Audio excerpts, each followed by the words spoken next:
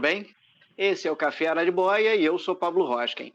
E nós estamos em Niterói, que esse ano completa 450 anos. Por conta disso, essa série de episódios está falando sobre nossa cidade. Comigo, aqui, Flávia Campani, Eduardo Padreco. Tudo bem, Flávia? Tudo bem, Padreco? Fala, pessoal, tudo certo? Oi, Pablo, oi, Padreco. Felizes porque estamos aqui falando da nossa cidade querida, né? Para quem não sabe, Niterói é cidade de sorriso, né? Porque quando a gente fala Niterói, a gente sorri, né? E a gente está contando um pouquinho dessa história, né? Fazendo a sequência histórica desde, né, da história lá do Araribóia, da guerra com os franceses, né, quando ele recebe a porção, né, de terra que vai ganhar o nome de Niterói. A partir do século XIX, já contamos um pouquinho a história, né, que a cidade se torna vila e depois efetivamente vira cidade. E agora a gente chegou no século XX, né, Padreco? É isso aí, minha amiga, né? Niterói completando aí os 450 anos. Justamente, então, nós estamos fazendo essa série especial sobre nossa cidade e a gente está aqui, né, compartilhando um pouco do conhecimento que nós temos para mostrar a você que está nos ouvindo, para você que não está assistindo, o que é Niterói, qual é a construção de Niterói, qual é a história de Niterói. Então, nunca se esqueça, você peça fundamental, curta, comente, compartilhe, né? Dança no TikTok, não importa, mas esteja sempre com a gente. E aí, no episódio passado, eu dei um spoiler falando que nesse século, no século XX, foi criada a Prefeitura de Niterói. Quem vai contar essa história para a gente é a Flávia. Mas foi logo de cara que foi criada a Prefeitura, Flávia? Ou você vai falar outras coisas antes? Então, teve uma confusão, né, uma revolta, né, que a gente chama de Revolta da Armada, a partir de 1890, a partir da década, né, de 1890, acontece uma revolta e a gente acaba perdendo o título de capital do Rio de Janeiro, né? Niterói era a capital, tinha se transformado em capital em 1834 e vai perder isso por conta dessa revolta. Vou explicar para vocês rapidamente o que aconteceu, o porquê da revolta, né? A revolta foi um movimento iniciado pelo almirante Custódio de Melo, porque ele não aceitava a renúncia do Marechal Deodoro da Fonseca, que foi nosso primeiro presidente após a proclamação da República, e quem assumiria o cargo seria o vice, Floriano Peixoto. Ele dizia que isso não era certo, que não podia acontecer isso. E aí ele resolve iniciar essa revolta, né? A cidade de Niterói vai ser bombardeada por conta disso, né? Ele começa a ameaçar bombardear a cidade do Rio e a cidade de Niterói, e ele bombardeia a cidade de Niterói. E aí o que acontece? O povo entra em desespero, né? As pessoas começam a fugir da cidade de Niterói, e a saída, né, é tirar Niterói, então, como capital da província e jogar essa capital para Petrópolis. Olha isso, né? Que louco. Né? Então, a revolta só termina no finalzinho do século XIX, bem inicinho do XX, e somente em 1902, no dia 4 de agosto, a capital do Rio volta a ser Niterói. Né? E aí precisamos de uma prefeitura, né? Temos uma cidade, a cidade já é capital, né, do Rio de Janeiro. Aliás, passou da hora de ser uma prefeitura, né? Porque a cidade de Niterói já era capital desde 1834. Só nesse períodozinho aí da Revolta da Armada é que a capital acaba sendo Petrópolis. Mas, enfim, precisamos de uma prefeitura e, finalmente, a prefeitura vai ser criada no dia 4 de janeiro de 1904. Né? E o primeiro prefeito é Paulo Alves. Né? Temos uma prefeitura, precisamos de um prefeito. Esse prefeito tem umas curiosidades muito interessantes sobre ele. Ele é nomeado, ele não é eleito, não tinha eleição para prefeito nessa época. Ele é nomeado pelo Nilo Peçanha, que é o prefeito da cidade do Rio de Janeiro, né? E ele começa uma série de obras para realmente melhorar a cidade de Niterói. A gente já tinha visto no episódio passado que no século XIX vai ser um século de muitas obras. mas a cidade ainda precisa de mais infraestrutura. E é esse prefeito, o Paulo Alves, que vai fazer essas estruturas. Ele vai alargar as ruas do centro, ele vai terminar o projeto de abertura e urbanização da nossa querida Alameda São Boaventura. Quem nunca passou pela Alameda São Boaventura não sabe o que é aguentar um trânsito insuportável. Mas estamos aqui, né, Padre? A gente sabe bem como que é aturar a Alameda, mas estamos aqui, né? Então, ele termina esse projeto de abertura e urbanização da Alameda São Boaventura. Ele cria um projeto de higiene defensiva e polícia sanitária, né? Lembrando que esse momento, isso aqui é importante, Rio de Janeiro está passando pelo famoso bota abaixo e revolta da vacina. Então, o cara está ligado nisso, está falando de ensinar essa galera a questão da higiene e tomar conta disso, por isso a polícia sanitária. E ele essa parte eu achei a mais interessante, o primeiro prefeito a falar em proteção ao meio ambiente e exploração do potencial turístico da região oceânica. Ninguém falava disso na época, né? Ninguém falava disso na época, e ele era visto como louco e muito excêntrico, porque ele está falando de questões que, imagina, proteção ambiental, reflorestamento, quem vai falar sobre isso? Ninguém vai falar sobre isso, né? Mas o Paulo Alves ele foi muito importante para a cidade de Niterói. A partir de 1906, inauguram-se várias obras de melhoramentos urbanos, como iluminação elétrica e sistema de esgotos. Foi também o ano em que chegaram os bondes elétricos da cidade de Niterói. Antes, os bondes eram puxados por burros, né? E a partir de agora eram bondes elétricos. Em 1908, finalmente se inaugura a nova Estação das Barcas. Essa estação já existia, ela só mudou de lugar. Sai de São Domingos e vai para o centro da cidade, né? Como eu falei no episódio anterior, a estação era em São Domingos e passa aí para o centro da cidade, né? Outro prefeito muito importante também para a nossa cidade foi o Feliciano Sodré. Tanto Paulo Alves como Feliciano Sodré são nomes de rua, né? Eles dão nome à rua de Niterói, tá? Para vocês verem como eles realmente foram importantes. O Feliciano Sodré tinha um espírito empreendedor. Ele fez a construção de vários prédios públicos que estão no entorno da Praça da República, obras de aterramento e saneamento da enseada de São Lourenço e a modernização do porto.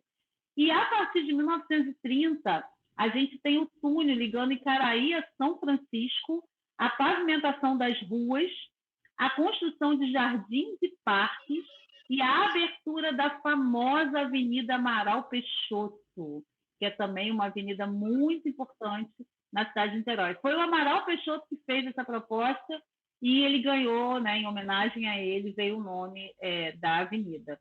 Né? Foi ele que mandou abrir a Avenida Amaral Peixoto. Em 1932, a gente tem a inauguração do Cassino Icaraí.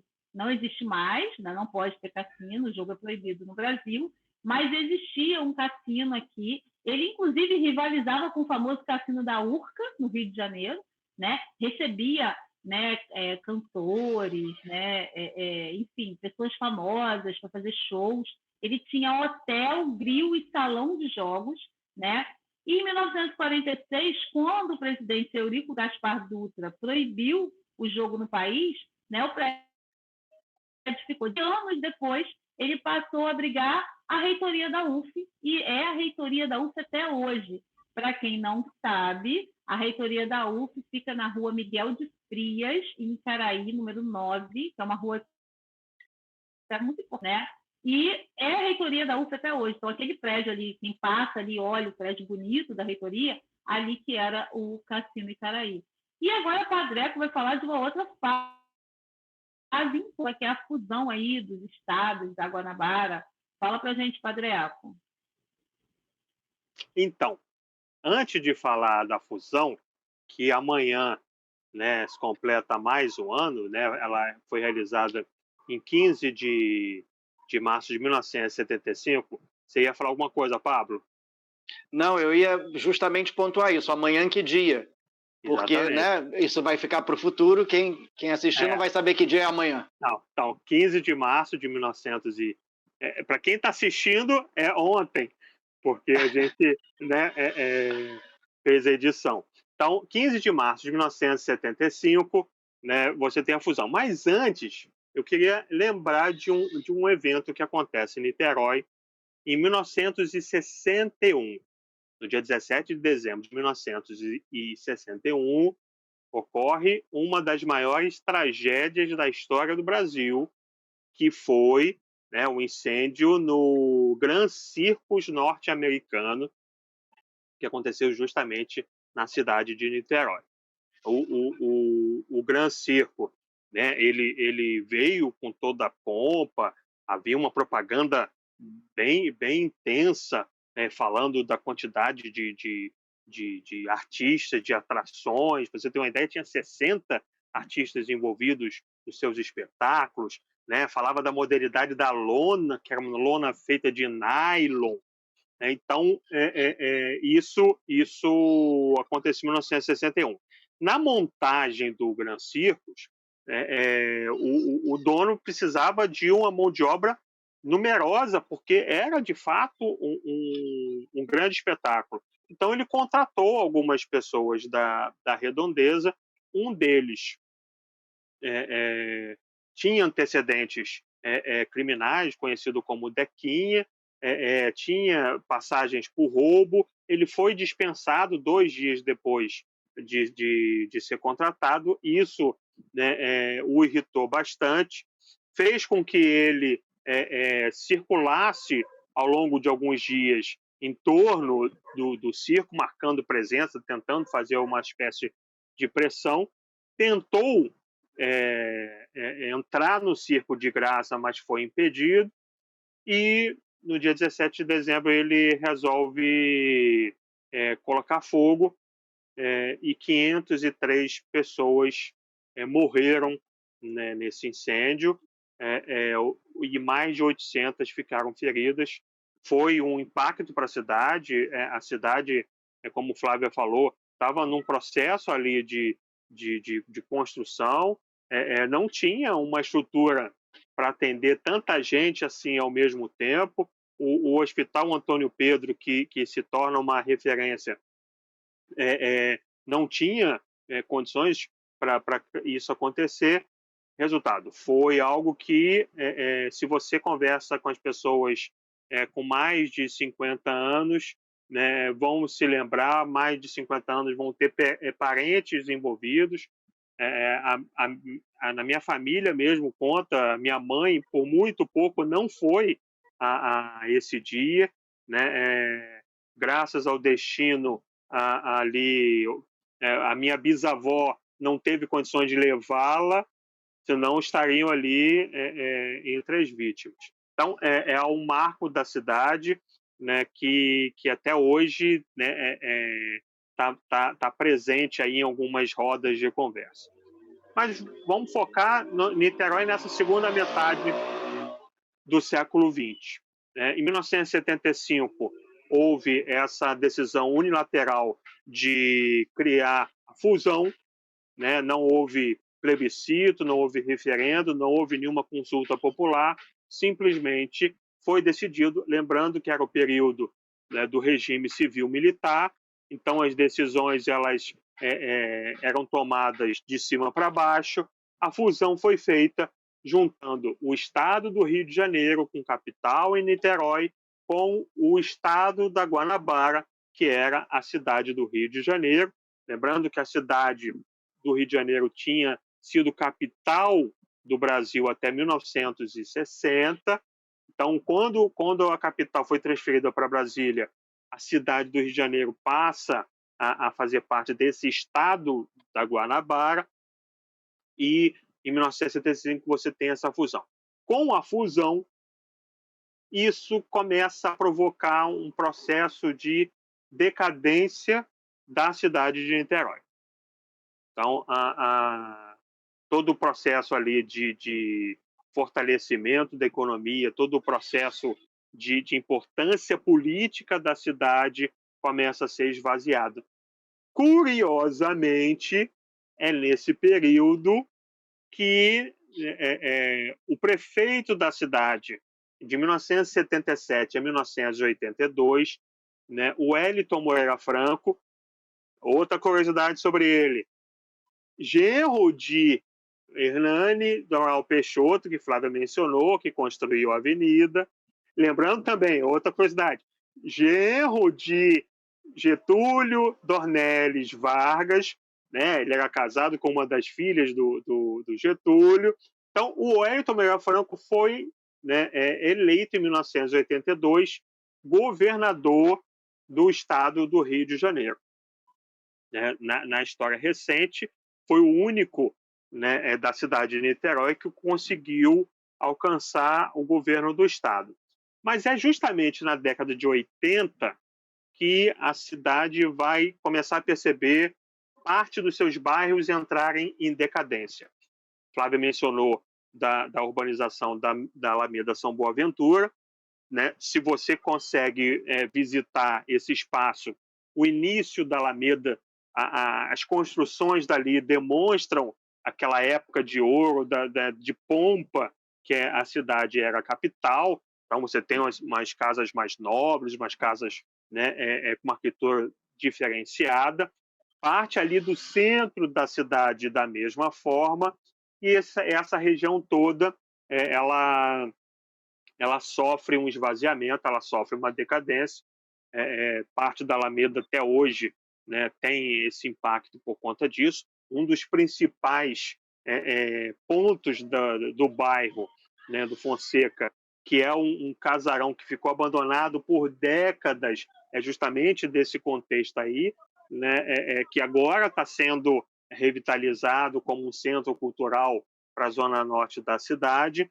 Então, a década de 80 ela é marcada por esse processo. Da mesma forma, não podemos esquecer que é justamente na década de 80 que os principais magazines, os shopping centers, começam também a entrar na cidade. Algo que já estava, né, fazendo sucesso nas grandes capitais, no Rio de Janeiro, São Paulo, né, e por aí vai. Niterói recebe também 2 shopping centers. O Niterói Shopping, que é até hoje, né, a construção mais alta da cidade, né, a torre mais alta. Eu fui na inauguração do Niterói Shopping. Esconde isso.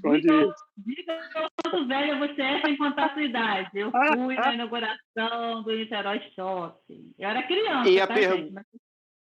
E a pergunta é a seguinte: o prédio é torto ou não é torto? Ele vai cair ou não vai cair? Porque eu ouço isso também desde sempre.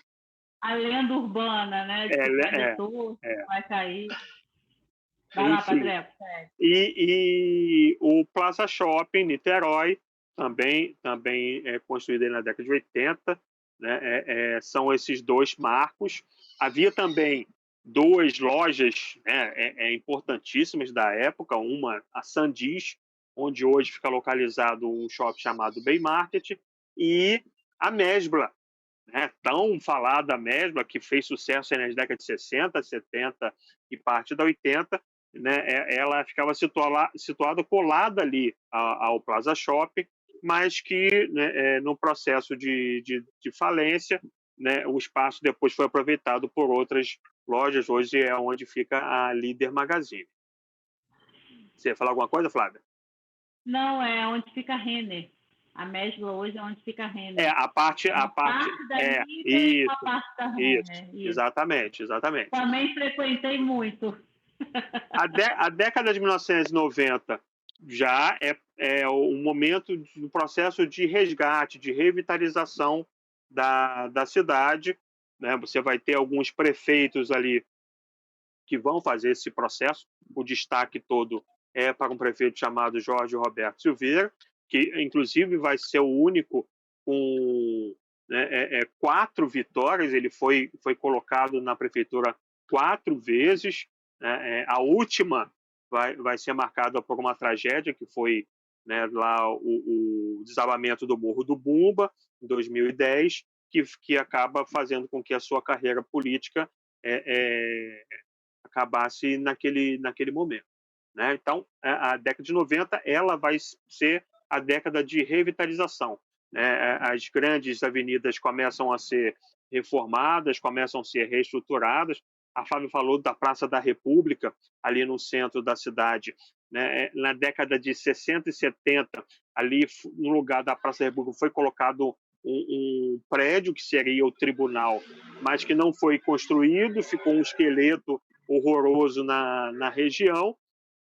Na década de 90, então, o esqueleto foi colocado abaixo e a praça foi reconstruída, o que demonstra justamente esse processo de revitalização que a cidade ela começa e ao longo desses 30 anos se torna uma das cidades com a melhor qualidade de vida do Brasil e a melhor do estado do Rio de Janeiro. É isso. Para frente, a gente vai falar sobre Niterói e o mundo, né? Vai contextualizar Niterói no mundo. Por hora, ficamos por aqui. Você continua acompanhando a gente no Instagram, @caféarariboia, no TikTok também, @caféarariboia, certo, Padreco? Certíssimo. E no Twitter, @arariboiacafé. Até o próximo episódio, até qualquer hora dessa. Tchau, Flávia, tchau, Padreco. Valeu.